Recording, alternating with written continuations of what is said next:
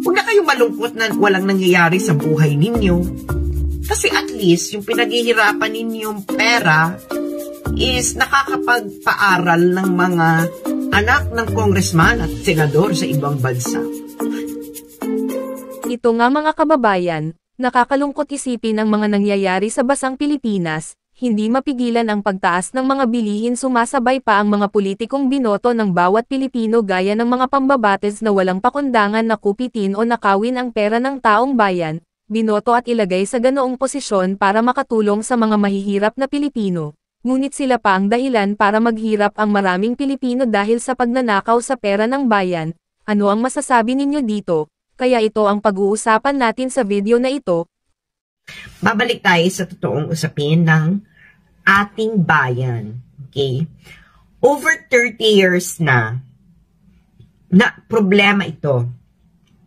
Anong problema ito? Okay?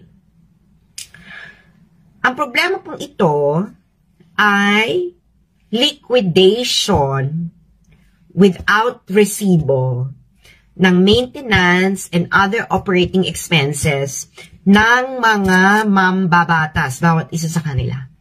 Yan yung tinatawag na MOOE. MOOE. Okay? So, every year, malaki ang nakukuha nilang MOOE na budget. Okay? Actually, ang isang congressman, mahina dyan ang 25 million per year.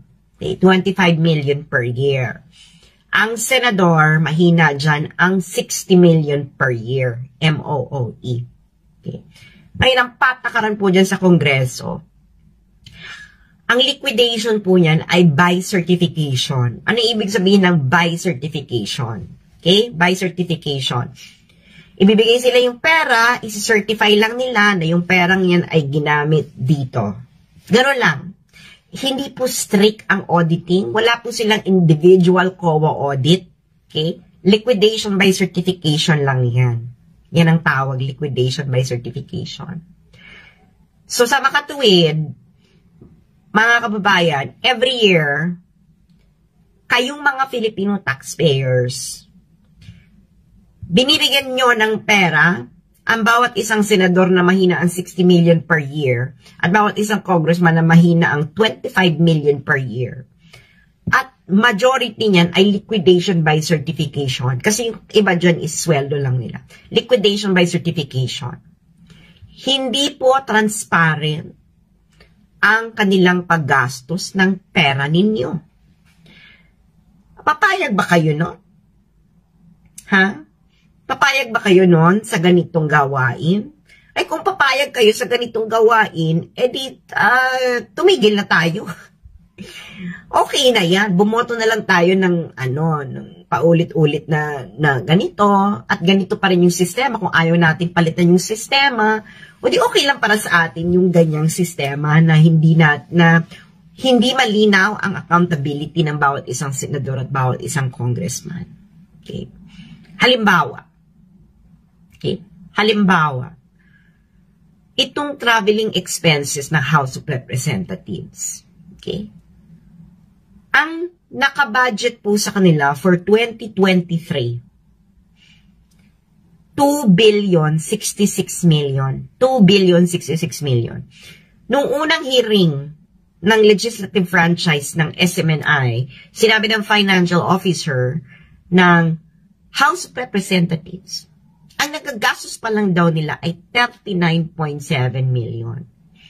So, ang tanong po ng matinong taong bayan na concern kung papaano ginagastos ang kanyang pera ng mga mambabatas, bakit kayo humingi ng 2.066 billion for traveling expenses for 2023 at 39.7 million lang pala ang gagastusin ninyo? So, saan mapupunta yung sobra? Siyempre, ikaw naman, madadala ka sa pabida effect. No? Pabida effect nila na sasabihin sa inyo, hindi ba kayo natutuwa nun? 2,066 million ang hiningi namin, pero ang ginastos lang namin ay 39.7 million. So, sasabihin sa iyo, di may savings pa. So, alam mo kung saan napupunta yung savings. Sa tingin mo ba, yung savings na yan, babalik sa kaban ng bayan? Hindi. Usually, yung mga savings na yan, ilalagay nila yan sa ibang nakalagay doon, ibang line item doon sa budget. Okay? Or paghahatian nila yan at the end of the year. Okay? So, imagine, 39.7 million ang ginastos nila for traveling expenses ng 2023. Pero sa 2024, hihingi pa rin sila ng 1,300,000,000 for traveling expenses. Kung ikaw, matino ka, bakit ka hihingi ng 1,300,000,000 for traveling expenses ng 2024, kaya ang ginastos mo lang pala ay 39.7 million. Diba? So, galawang kupit ito. Galawang kupit. Bakit ngayon malakas ang loob nila na gawin ito taon-taon? Una, wala naman kasing makakapigil sa kanila. Dahil sila rin po ang nag-a-approve ng budget nila. So, nasa kapangyarihan po kasi ng Kongreso ang mag-approve ng budget.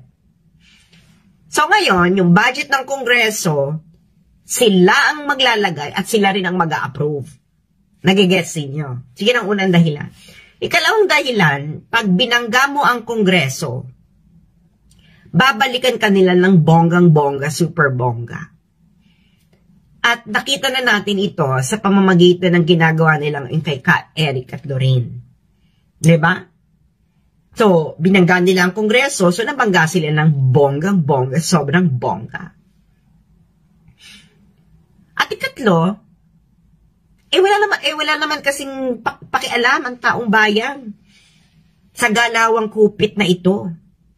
Diba? Walang pakialam ang taong bayan sa galawang kupit na ito. Can you imagine? Over 30 years na ang problema. Over 30 years na ang problema. Walang pakialam ang taong bayan. Kaya ang mga mambabatas ay mananaba na lang sa perang pinaghirapan ninyo. So, wag na kayong malungkot. Diba? Huwag na kayong malungkot na walang nangyayari sa buhay ninyo. Kasi at least, yung pinaghihirapan ninyong pera is nakakapagpaaral ng mga anak ng congressman at senador sa ibang bansa. Diba? At least yung perang pinaghirapan ninyo nakakabili ng mga designer bags ng Louis Vuitton, Hermes, Goyard, ng mga kabit, asawa, anak ng mga congressman at senators, di ba? Yan naman ang katotohanan dyan. Wala naman talagang pakialam yung taong bayan. Kita mo tong media. Alam nila tong problemang to, di ba? In-interview ako ni Ed Lingao sa One News. Sabi niya, papasalamat siya dahil buti na lang binalik ko uli itong issue ng MOOE dahil it was just swept under the rug. Sabi niya ganyan. Sabi ko naman, hindi naman, I think the credit should go to Solita Monsod kasi sinulat niya ito before 2011. So from 2011 hanggang ngayon, deadma. Diba? Deadma dito. So ayun na nga, ayaw banggain ng mainstream media ang Kongreso tungkol sa problemang ito. Problema naman talaga siya. Diba? So, sino ngayon? Ayaw rin siyang banggain ng simbahan. Itong problema na ito, bakit? Kasi syempre, tumatanggap sila ng donasyon sa bawat congressman, bawat senador. Ngayon, hindi naman ito pwedeng banggain ng presidente kasi nga may separation of power sila. Diba? Hindi rin ito pwedeng banggain ng korte. Kasi nga may separation of powers. So ngayon, sino ngayon yung babangga? Diba? Over 30 years na po yung problema. So can you imagine? Bibigyan ko kayo ng example kung gaano ka, sabi ni Josh Medina, ang laki ng butas ng ilong. O ano naman ngayon? Josh Medina, ano ka ba, kinder? Ay, maliit naman yung titi mo. Oh. Malaki butas ng ilong ko, pero maliit naman yung titi. So, mas masahol yun. Mas maliit yung titi. Okay. So, sino ngayon yung babangga? Diba? Walang babangga. Diba? So, anong mangyayari ngayon sa atin? Diba? O, asa na yung Josh Medina? O, ano? Diyos mio, yung ilong ko napansin. Diyos ko, Lord, palaki ka. Diba? O. Kung hindi mo kayang palaki yung tito, convert mo na lang sa kip. Ano ang masasabi mo kababayan sa usaping ito? Kung meron kang reaction sa video na ito, i-komento ang iyong pananaw at opinyon sa usaping ito. God bless Philippines. Salamat po.